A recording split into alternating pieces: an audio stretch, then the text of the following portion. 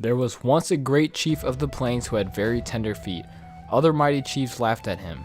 Little chiefs only smiled as he hobbled past, and though they did not dare to smile, the people of the tribe also enjoyed the big chief's discomfort. All of them were in the same canoe, having no horses, only bare feet, but luckily very few of them had tender feet. The unhappy medicine man, who was advisor to the chief of the tender feet, was afraid and troubled. Each day he was called before the chief. He was asked, "What are you going to do about it?" The "it" meant the chief's tender feet. Forced by fear, the medicine man at last hit upon a plan. Though he knew that it was not the real answer to the chief's foot problem, nevertheless it was a good makeshift. The medicine man had some women of the tribe weave a long narrow mat of reeds, and when the big chief had to go anywhere, 4 braves unrolled the mat in front of him so that he would walk in comfort. One day the braves were worn out from seeing that the chief's feet were not worn out. They carelessly unrolled the mat over a place where flint arrowheads had been chipped. The arrowheads had long ago taken flight, but the needle-sharp chips remained. When the big chief's tender feet were wounded by these chips, he uttered a series of whoops, which made the nearby aspen tree leaves quiver so hard that they have been trembling ever since. That night the poor medicine man was given an impossible task by the angry chief. "Cover the whole earth with mats so thick that my feet will not suffer.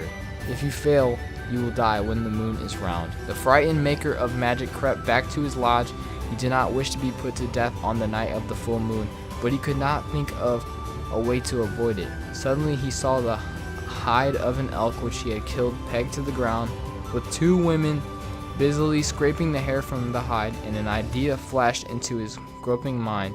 He sent out many hunters. Many women were busy for many days. Many braves with hunting knives cut, and women sewed with bone needles and rawhide sinews. On the day before the moon was round, the medicine man went to the chief and told him that he had covered as much of the earth as was possible in so short a time.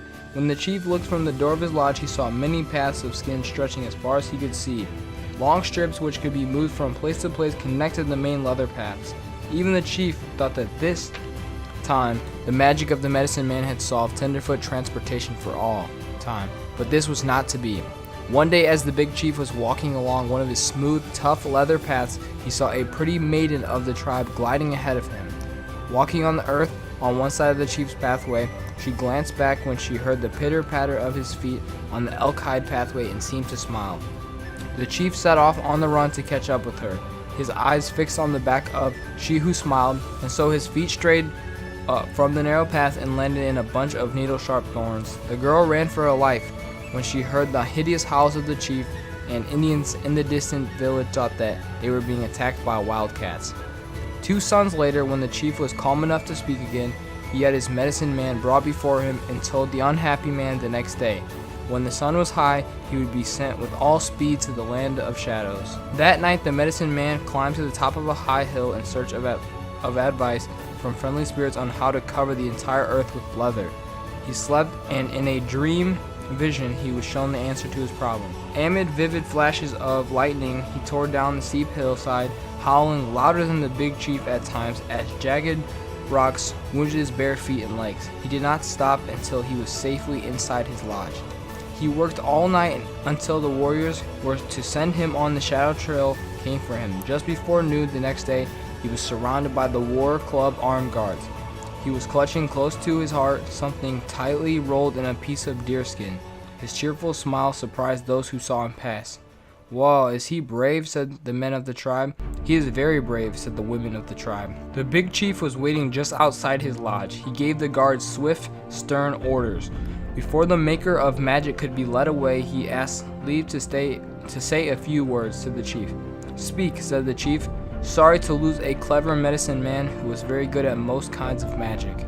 Even the chief knew that covering the entire earth with leather was an impossible task. The medicine man quickly knelt beside the chief, unrolled the 2 objects which he took from his bundle, and slipped one of them on each foot of the chief. The chief seemed to be wearing a pair of bear's hairless feet instead of bare feet, and he was puzzled at first as he looked at the elk-hide handcraft of his medicine man. "Big chief," the medicine man exclaimed joyfully, "I have found the way to cover the earth with leather. For you, O chief, from now on the earth will always be covered with leather," and so it was.